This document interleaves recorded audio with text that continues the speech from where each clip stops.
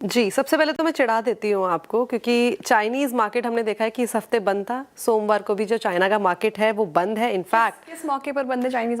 उनका Chinese new year का जो सेलिब्रेशन है अच्छा। वो चलता जा रहा है। इनफैक्ट जापान का जो मार्केट है वो हमें सोमवार को बंद ही देखने को मिलेगा। वहाँ पे एम्परर्स का जो बर्थडे है वो सेलिब्रेट किया जाएगा। लेकिन इंडिया के लिहाज से काफ़ी इंपॉर्टेंट दिन है मंडे, बिकॉज हमने देखा ट्रेड डील को लेकर काफ़ी बज़ बना हुआ है। अब जो लीगल टेक्स्ट है उसके लिए जो 3 दिन की मीटिंग है वो हमें सोमवार से शुरू होती हुई दिखाई देगी। यूएस की बात करी जाए तो फेड वॉलर की स्पीच है, फैक्ट्री के जो ऑर्डर्स हैं वो भी हमें आते हुए दिखाई देंगे सोमवार को।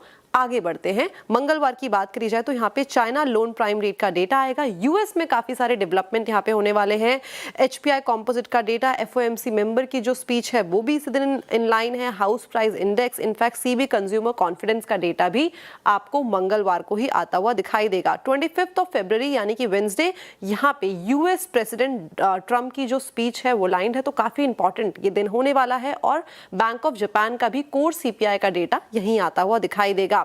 थर्सडे की बात करी जाए तो यूएस में इनिशियल जॉबलेस क्लेम का जो डेटा है वो आएगा। और अगर स्टॉक मार्केट के लिहाज से बात करी जाए तो यहाँ पे एंजल 1 का आपको स्प्लिट होता हुआ दिखाई देगा 1:10 में।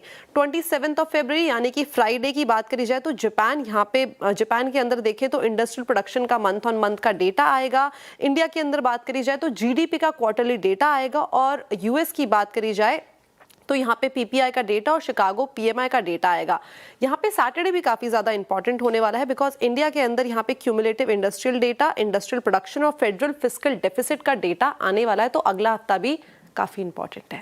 काफी इंपॉर्टेंट है, एक्शन पैक रहने